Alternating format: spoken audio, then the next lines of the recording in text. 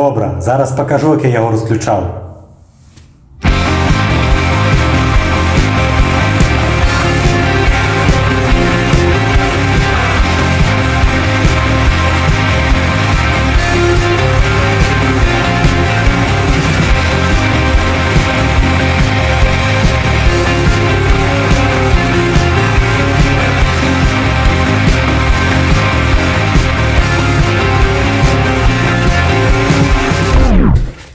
Ну что, котяняты, ваша любимая рубрика «Уябе тине».